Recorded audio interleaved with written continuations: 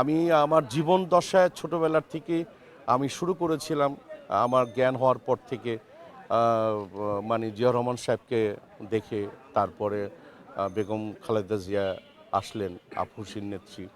নির্বাচনের পরিবেশ খুবই ভালো লেগেছে। আমি সামহাও যে কোনো কারণেই হোক গত পরশুদিন মানিকগঞ্জে গিয়েছিলাম এবং গতকাল রাতে সবাই আমাকে বলল যে মানিকগঞ্জ থেকে আসা যাবে না, পরিবেশ খুবই খারাপ, একটা থমথমে অবস্থা, কিন্তু আমি রওনা দিলাম।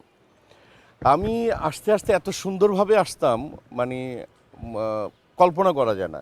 তা আমার বোন আমাকে ছাড়লো না, বলে যে তুই গুলশানে যাবি কেন, মোহাম্মদপুরে থাক।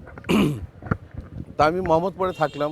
যথারীত বড় বোন মানে মায়ের মতোই, সেই সকালবেলা উঠায় আমাকে একটু ভাত খাওয়াই দিল, বলে যে তুই তো ভোট দিতে যাবি তো যা, ভাগ্নাকে নিয়ে যা। তা আমার সাথে আমার ভাগ্নে আসছে। আর আমি আমার এই জীবনকালীন দশায় বহুবার আমি ভোট দিয়েছি, কিন্তু বিগত 15, 16, 20 বছর জানি কোথায় যেন হারিয়ে গেলাম, মানে আমি জানি না কোথায়।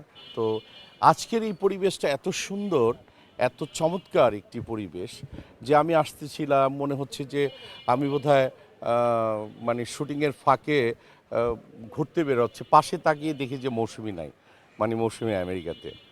তো আসার সময় কথা হলো, তো আমাকে বলল যে তুমি তো ধানের শীষে ভোটটা দিবা, তো দাও, best of luck, thank you.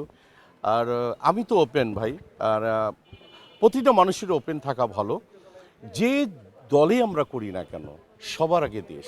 আচ্ছা, এই যে এইটা স্কিনটা যদি কাটি, লাল রক্ত বেরোবে। আমি মুসলমান, আলাদা কোনো রক্ত, হিন্দুর কোনো আলাদা রক্ত, খ্রিস্টানের আলাদা রক্ত, একই পরিবারের কেউ আওয়ামী লীগ করবে, কেউ বিএনপি করবে, কেউ জাতীয় পার্টি করবে। পৃথিবীর সব দেশেই এরকম আছে, প্রতিটা ফ্যামিলি। তো কেন আমরা হানাহানি, রেষারেষি, আমরা একে পছন্দ করব না, ওকে আমরা গালি দিব, এগুলি থাকাটা একদমই ঠিক না। আমার মনে হয় যে আমরা যে দলটাই করি না কেন, চমৎকার করে কিছু, মানে রোমান্টিক সংলাপ হবে, রোমান্টিক গল্প হবে, রোমান্টিক খুনসুটি হবে, এটাই তো বাংলাদেশ হওয়া উচিত। আমি বিশ্বাস করি বাংলাদেশ এরকম একটি দেশ, একটি মায়ের, আজকে কিছু ভিডিও ফুটেজ দেখছিলাম বাংলাদেশকে, প্রকৃতির এত সুন্দর চমৎকার একটি বাংলাদেশের নাগরিক আমি, আলহামদুলিল্লাহ। এবং এ দেশ বলেই আজকে আমি মোরসানি। এবং আমার মনে হয় আমি যদি আমার দেশকে ভালো না বাসি, আমার ইবাদত কবুল হবে না। আমার দেশকে ভালোবাসি বলেই হয়তোবা আমার ইবাদত আল্লাহ সুবহানাহু ওয়া তাআলা কবুল করবেন।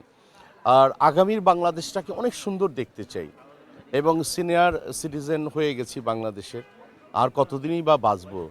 একটা চমৎকার বাংলাদেশ দেখতে চাই।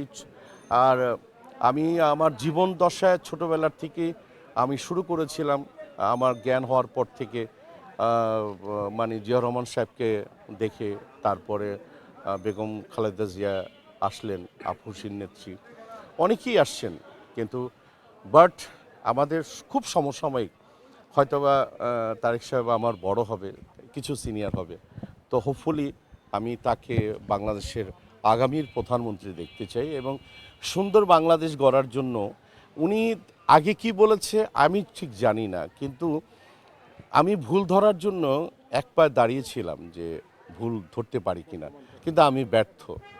আমি তারেক সাহেব আসার পরের থেকে একটি চমৎকার, বিড়াল থেকে শুরু করে প্রতিটা মানুষের সম্পর্কে তার যে জ্ঞান চর্চা, তার যে প্রজ্ঞা, মেধা, আল্লাহ সুবহানাহু ওয়া তাআলা। আর সাইমাকে দেখে মনে হয় যে এই মেয়েটা বোধহয় আমারই। হুম। তো যাই হোক, মানে যারাই ক্ষমতায় থাকুক এবং ক্ষমতার মিনিস্টার অব্দে থাকুক না কেন, সবার কাছে একটা জিনিস বলবো, আমরা দেশকে গড়তে হবে।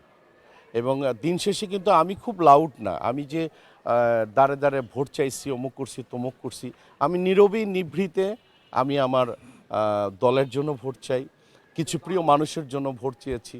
হ্যাঁ, সেই প্রিয় মানুষটা মানে হতে পারে আমার কাছের, হতে পারে দূরের, কিন্তু দিন শেষে আজকে যে আমি ভোটটা দিলাম, এই যে আমার মানে ঠিক চিহ্ন, আলহামদুলিল্লাহ আমি দেশের নাগরিক হিসাবে মানে আজকে রিয়েলি আমি প্লিজড যে সুন্দর পরিবেশে একটা ভোট দিতে পারলাম।